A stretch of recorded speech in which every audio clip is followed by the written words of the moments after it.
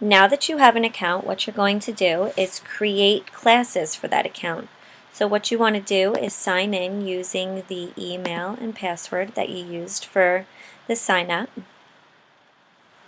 And you're going to log in. So let me re-log out and show you what the login process looks like.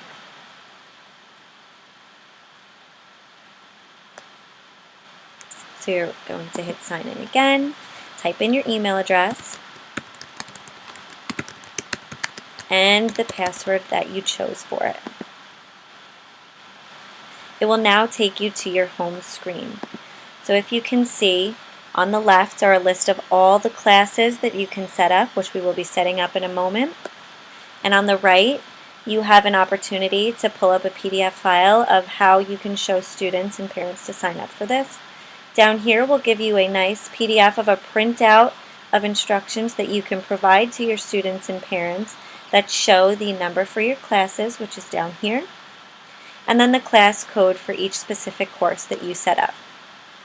Down the list here shows you all the different subscribers that you have for each class, students, parents, whatever, and then right here is your feed of messages that you have sent throughout the course of the year. So what we want to do now is go through how to create a new course. So you're going to go all the way down to the left screen and click Add a New Class. So now you can create new courses based on the different sections of classes that you teach. For instance, if you're a math teacher and you teach 3 sections of algebra, you might want to break it up. For algebra period 1, 2, 3, or whatever you have, you may group them together if you would like. It's your personal preference how you feel that you can get your information out effectively to your students. So I'm going to create up a class. Let's say I'm teaching Algebra 2 Trig, say Algebra 2 Trig period 1, and that can be your class name, the name that all your students see when you send the notification.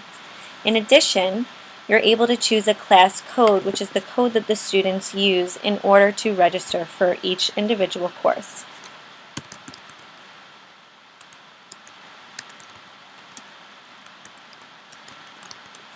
So now you have to make sure that your code is unique and not used by any other member. For instance, if you were to just put Algebra 2 Trig, the code is already taken, so you have to pick one that's more specific to you. Once you have that, you'll have this little message saying, I will only be messaging people 13 and older, saying that only the students' parents receiving these are older than 13. And this only becomes a problem when you're messaging middle school students or if you have kids who are in elementary school. You just have to make sure that the parents are signing up for these notifications rather than the students themselves. So once you're finished, you're going to hit Add. Now what comes up after is a nice little printout of instructions that you can give to your students, display on the chalkboard, on the smartboard, or whatever you prefer. And it provides the number that the students can text or email in order to sign up for the course, and then the class code that they must put in the body of the text message or the body of the email. Once you're finished, you can X out, go back to your home screen, and right here is your added new course on the left-hand side.